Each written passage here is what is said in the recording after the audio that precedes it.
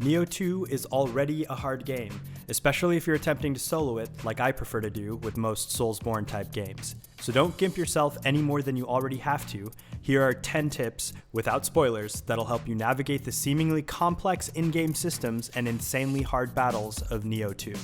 Number 1. At the beginning of the game, you get to choose your animal spirit. Choose the Swift Bird. Here's why. Nioh 2 has a combat mechanic that allows you to counter an enemy's special red-colored burst attacks with a burst attack of your own. When timed right, it does massive key damage to the enemy and is a vital tool for defeating both regular enemies and bosses. The Lightning Bird's special counter move is without a doubt the best counter move in the game. It's instant, it has a built-in dash, and animation cancels whatever action you are doing to activate. You can use it in any direction, just like your actual dodge, and because it has a built-in dash, you can gap close to burst counter an enemy even if you derped and positioned yourself a bit too far away. You can also chain the feral burst counter with itself, or a dodge, to create some serious distance between you and whatever evil baddie wants you dead. Number 2.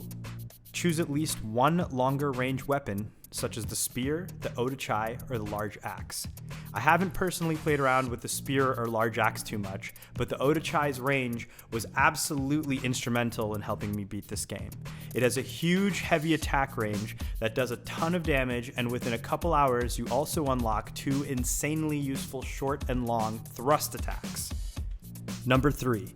You can zoom in with ranged weapons by pressing R3. In other words, when you press in your right joystick. As far as I could tell, there is no auto-aim, so being able to zoom for a headshot with your bow or gun is insanely useful. Number 4.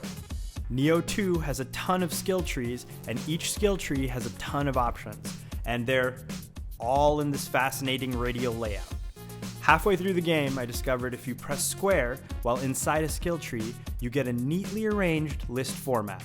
You'll still have to reference the radial tree to see what prerequisites you'll need to acquire the deeper skills, but the list format makes navigating this encyclopedia of skills much easier. Number 5. Onmyo magic is useful, but ninjutsu skills are mostly not. Other than some passives, I didn't really find anything important in the ninjutsu skills. This could just be because I played the game as a melee brute, but that was my personal experience. Particularly in Onmyo magic, Lifeleech is amazing, and so is Purification. You can use Purification when bosses go into the Dark Realm and get them out of the Dark Realm faster, which is just better for you. Number 6. Use charms with the Auto Grave Recovery attribute as soon as you find them.